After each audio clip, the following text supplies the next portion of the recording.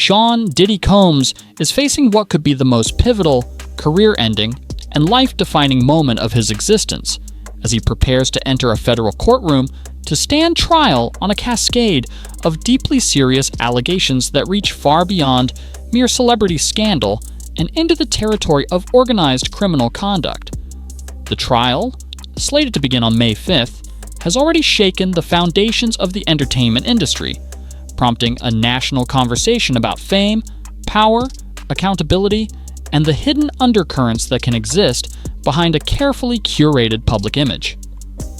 According to 4 federal indictments filed over the span of several months, prosecutors allege that Diddy not only committed isolated crimes, but led an extensive criminal network embedded within his billion-dollar business empire, utilizing his influence, resources, and a circle of loyal enablers to orchestrate acts ranging from obstruction and bribery to trafficking and coercion.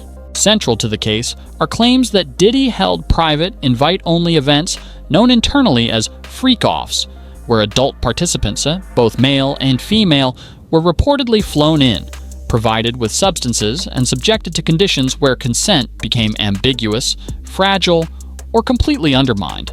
These events, the prosecutors argue, weren't simply indulgences of the rich and famous, but systematic operations designed to fulfill specific desires while shielding the host from legal and public consequence. Diddy's legal team maintains that these allegations are gross distortions of consensual adult relationships, claiming that the parties and interactions in question reflect personal choices among willing individuals and that the prosecution is weaponizing sensationalism to criminalize unconventional lifestyles. However, the most perilous element of the government's strategy is the invocation of the RICO Act, the Racketeer Influenced and Corrupt Organization Statute, a powerful legal framework initially created to dismantle mafia organizations and large-scale criminal enterprises. Under RICO, prosecutors don't need to prove that Diddy committed every act in the indictment. They only need to establish that 2 or more predicate crimes were committed in furtherance of an organized criminal effort, meaning a conviction could hinge on just a fraction of the allegations being found credible by the jury. Among the listed predicate crimes are charges of forced labor, drug distribution, witness intimidation, obstruction of justice, and at least 1 incident of suspected arson, specifically a 2012 case involving a luxury vehicle explosion that allegedly belonged to artist Kid Cudi. At the time, the incident was mysterious and largely unexplained, but prosecutors now allege that it may have been a targeted act of retaliation ordered or sanctioned by Diddy or his associates. The breadth and historical span of the indictment, covering behavior dating back to 2004, have allowed federal investigators to stitch together a narrative that, if proven in court, would frame Diddy not merely as a flawed celebrity, but as the leader of a covert operation that blended entertainment business with criminal enterprise. The government's case is bolstered by multiple witnesses, including 4 key accusers identified in court documents as victims 1 through 4, with only one, Cassie Ventura, Diddy's longtime former partner, agreeing to testify publicly under her real name. Cassie's role in the case is monumental. She first stepped forward with a civil lawsuit in late 2003, detailing years of alleged manipulation, abuse, and control at the hands of Diddy. That case was settled within 24 hours, raising eyebrows across media and legal circles, and though Diddy's attorneys insisted that the settlement did not constitute an admission of guilt, many saw it as a tacit acknowledgement of the severity of the claims. But Cassie didn't disappear after the settlement. Instead, she returned to the public eye with critical evidence, including a 2016 hotel surveillance video that appears to depict Diddy physically assaulting her in a hallway. Though the defense has argued that the video was selectively edited, sped up, and presented without context, the judge has ruled that it will be admissible in the trial and can be shown to jurors.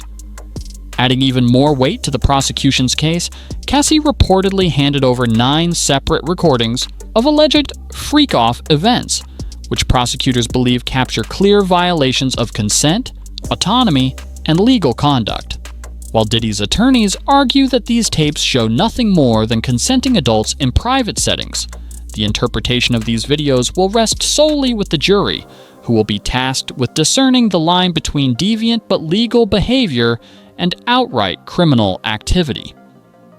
Meanwhile, the trial's gravity has taken its toll on Diddy's defense team, which has seen major upheaval in recent months. In February 2005, attorney Anthony RICO, one of Diddy's most seasoned defenders, abruptly withdrew from the case, stating in an official court filing that he could no longer serve his client under any circumstances. The cryptic and final nature of his resignation sparked intense speculation about internal conflicts, ethical concerns, or possible disagreements over legal strategy. RICO's departure cleared the way for a new legal dream team, including Mark Agnafilo, known for defending high-profile clients like ex-IVM cult leader Keith Raniere, and Brian Steele, the attorney who represented rapper Young Thug during his own RICO proceedings. Though initially reluctant, even high-powered lawyer Joe Tacopina, who previously stated he wouldn't represent Diddy due to loyalty to Roc Nation clients, has since softened his stance in interviews, suggesting that his involvement isn't completely off the table. While the courtroom drama builds, the selection of the jury has emerged as a battle in itself. Diddy's team submitted an extensive 72-question form for prospective jurors, probing their views on everything from drug use and polyamory to their consumption of media content related to the case. Prosecutors have criticized the form as excessive and burdensome, claiming it's designed to shape the jury pool in Diddy's favor rather than to ensure fairness. But the defense argues that the intense media attention surrounding the case makes it impossible to find impartial jurors without thorough vetting. Social media platforms have become saturated with speculation, leaks, and amateur analysis, while YouTube, TikTok, and Instagram have hosted millions of views worth of commentary on Diddy's alleged crimes. Jury selection is scheduled to begin on May 5th, with opening statements expected a week later on May 12th, although many experts predict delays due to the complexity and sensitivity of the case.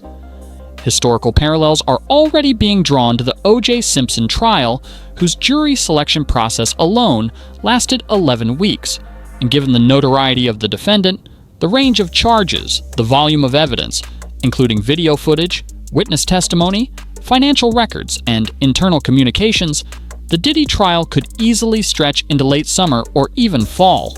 The potential consequences are enormous. If convicted on even a few counts, particularly under the RICO statute, Diddy could face life in prison. His legal team is hoping to convince jurors that the government's case is a confusing mashup of misinterpreted relationships, sensationalized claims, and moral judgments masquerading as legal arguments. But prosecutors are expected to present a streamlined, emotionally compelling case, built around the voices of accusers, witnesses, and the visual evidence that's already made headlines. For Diddy, the stakes go beyond imprisonment. This trial threatens to dismantle not just his personal freedom, but his career, brand, business partnerships, and decades of influence in music, fashion, and pop culture. For the entertainment industry, it's a watershed moment, offering a test of whether powerful men can still evade accountability through money and status, or if the justice system has finally caught up with the machinery that allowed such behavior to go unchecked. Fans, critics, and fellow celebrities are watching closely, some out of concern, others out of schadenfreude, but all recognizing the magnitude of what's about to unfold. In many ways, this isn't just a trial about Sean Combs, it's about the entire infrastructure that supports celebrity immunity, the gray areas of adult consent, and the systems that either enable or prevent abuse. As the trial begins, the courtroom will become a battleground of narratives, where each side attempts to define what really happened behind the velvet ropes and high walls of Diddy's world. The jury, comprised of everyday citizens, will be asked to weigh evidence tainted by media saturation, emotional testimonies charged with personal trauma, and a defense crafted by some of the sharpest legal minds in the country. And regardless of the verdict, guilty or not, the aftermath of this case will send ripples through the music industry, the legal community, and the broader cultural consciousness for years to come. Whether Diddy walks out vindicated or is led away to serve a sentence, the outcome of this case will likely change how society views fame, accountability, and justice in the modern era, signaling either the collapse of another idol or the resilience of one who faced the system and walked free.